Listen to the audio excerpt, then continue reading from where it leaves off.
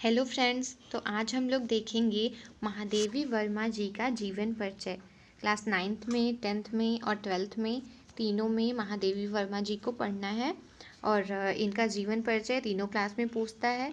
9th और 10th में सिर्फ जीवन परिचय और इनकी रचनाएं लिखनी रहती हैं, जबकि 12th में आपको जीवन परिचय के साथ साथ थोड़ा सा जीवन परिचय देके साहित्यिक परिचय लिखना रहता है और रचनाएं लिखनी रहती हैं।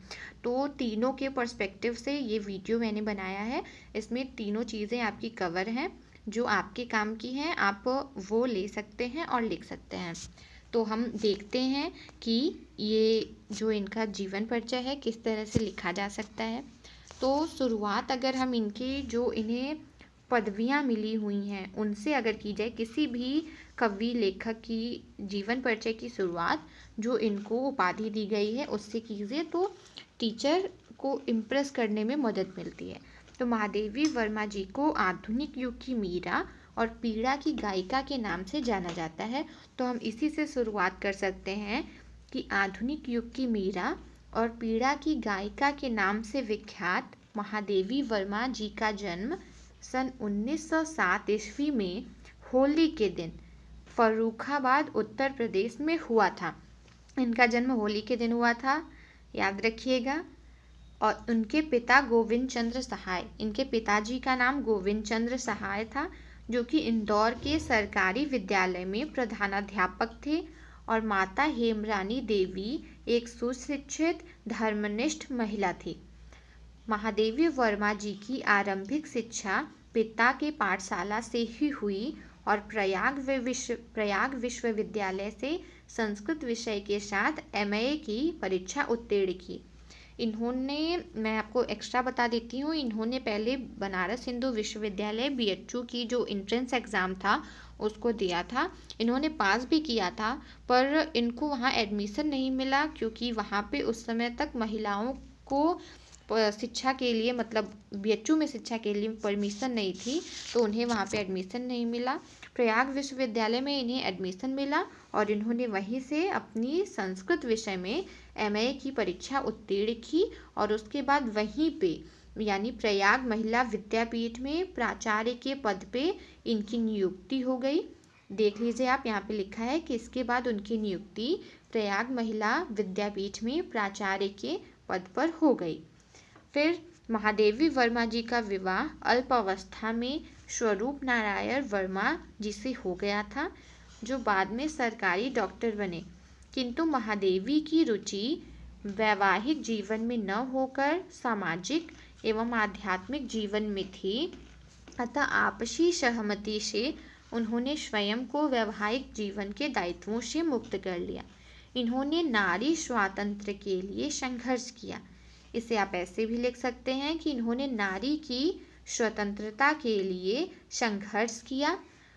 इन्होंने अपने अधिकारों के रक्षा के लिए नारियों को शिक्षित होना आवश्यक बताया, अर्थात इन्होंने नारी शिक्षा को एक आवश्यक अंग बताया। इनका देहावसान सन 1987 में प्रयाग में हुआ। इनका देहावसान भी प्रयागराज इलाहाबाद में ही 1987 में हो गया। फिर अगर हम 12th वालों के हिसाब से साहित्यिक परिचय देखें, तो महादेवी जी का आधुनिक हिंदी साहित्य के निर्माताओं में महत्वपूर्ण स्थान है।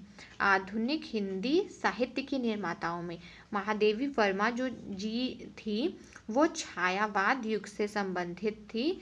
छायावाद युग के जो स्तंभ 4 कवि थे, जयशंकर प्रसाद जी, महादेवी वर्मा जी, तो महादेवी वर्मा जी प्रमुख 4 छायावादी कवियों में थी। इन्होंने, अगर आगे हम देखें तो इन्होंने मैट्रिक उत्तीर्ण करने के पश्चात ही काव्य रचना प्रारंभ कर दी थी। ये जब 9 साल की थी तभी इन्होंने अपनी पहली काव्य रचना की थी। इन्होंने जब अपने माता पिता को वो रचना सुनाई थी तो वो लोग बहुत खुश हुए थे और इन्हें एक बड़ी कवियत्री बनने का आशीर्वाद इनके पिता ने दिया था। और जब ये मैट्रिक में थी, मैट्रिक उन्होंने उत्तीर्ण किया। मैट्रिक उस टाइम, पहले के टाइम में 5, मतलब आपने 5 पास किया, 8 पास किया, उसी टाइम को बोलते थे कि मैट्रिक। फिर धीरे धीरे वो 10th तक शिफ्ट हुआ अब तो वो ग्रेजुएशन तक आ गया है मैट्रिक, पर पहले के टाइम में आप 8 पास अगर किए हैं तो आपको मैट्रिक उत्तीर्ण माना जाता था। वो उस टाइम के लिए बहुत बड़ी बात होती थी, और अगर महिला हैं तब तो और भी बड़ी बात थी।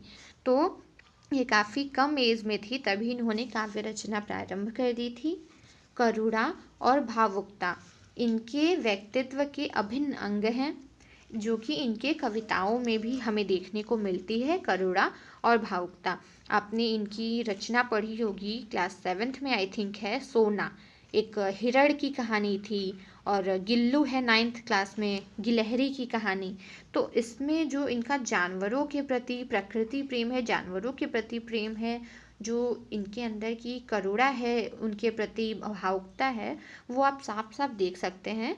तो ये इनके व्यक्तित्व का अभिन्न अंग था, करुणा और भावुकता। उसके बाद है कि इनके द्वारा रचित काव्य में रहस्यवाद, वेदना एवं सूक्ष्म अनुभूतियों के कोमल तथा मर्मस्पर्शी भाव मुखरित, ये मुखरित है, मुखरित हुए हैं। देखिए, अगर रहस्यवाद हम देखें तो ये जो वर्ड है रहस्यवाद, ये छायावादी कवियों की मुख्य विशेषता रही है, छायावादी कवियों की रचनाओं की।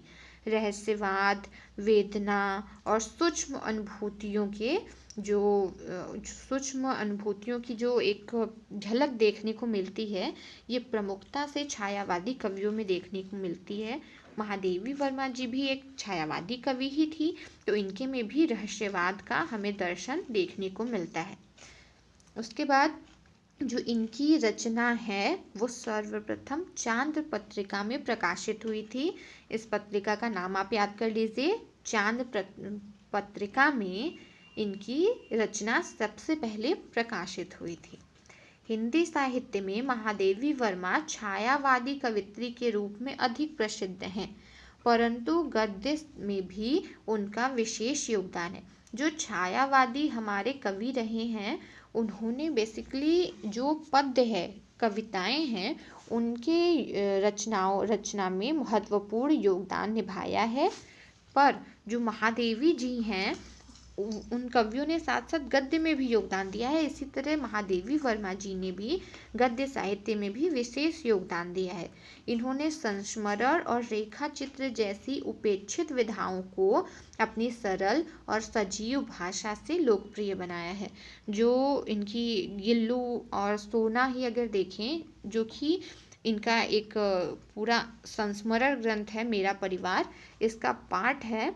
तो इसमें आप साफ साफ देख सकते हैं कि किस तरह से इन्होंने गिल्लू और सोना के संस्मरणों को लेके पूरी की पूरी वो रचना की है, और कितनी सहज और सजीव भाषा में उन्होंने उसे लिखा है। फिर अगर हम आगे पढ़ें तो उन्हें काव्य संग्रह यामा, ये क्वेश्चन जो ऑप्शन वाले क्वेश्चंस होते हैं, ये पूछता है कि यामा किसकी रचना है। तो यामा जो काव्य संग्रह है और ये महादेवी जी की रचना है। ये इम्पॉर्टेंट इसीलिए है क्योंकि इस पे इन्हें ज्ञानपीठ पुरस्कार मिला हुआ है। तो ये इम्पॉर्टेंट है, आप ज़रूर याद कर लीजिएगा कि यामा जो कि इनका काव्य संग्रह है, इसके लिए इन्हें ज्ञानपीठ पुरस्कार मिला है, और यामा महादेवी जी की रचना है काव्य संग्रह। तो उन्हें काव्य संग्रह यामा के लिए ज्ञानपीठ पुरस्कार से सम्मानित किया गया तथा भारत सरकार ने पद्म भूषण से अलंकृत किया। तो इन्हें भारत सरकार ने पद्म भूषण से भी अलंकृत किया हुआ है। फिर अगर हम इनकी प्रमुख रचनाएं देखें तो इनकी प्रमुख रचनाओं को 2 पार्ट्स में हम बांट सकते हैं। एक है काव्य ग्रंथ और दूसरा पार्ट गद्य। तो काव्य में निहार, रश्मि, निर्जा इनकी जो निर्जा बुक है वो अक्सर पूछता रहता है, यामा पूछता रहता है, निहार और रश्मि, सतपड़ा। सांध्य गीत भी इनका इम्पॉर्टेंट है, और दीपशिखा भी।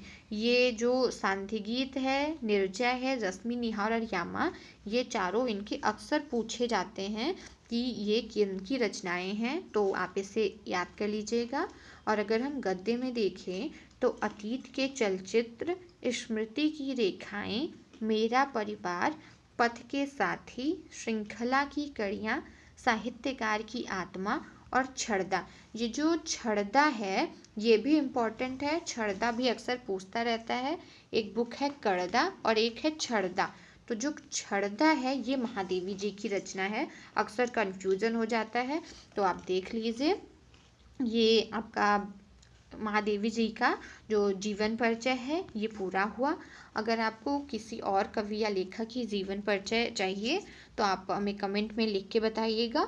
और आपको ये वीडियो कैसा लगा प्लीज़ कमेंट में लिखिएगा, और वीडियो को लाइक कर चैनल को सब्सक्राइब करना ना भूलें। Thank you so much.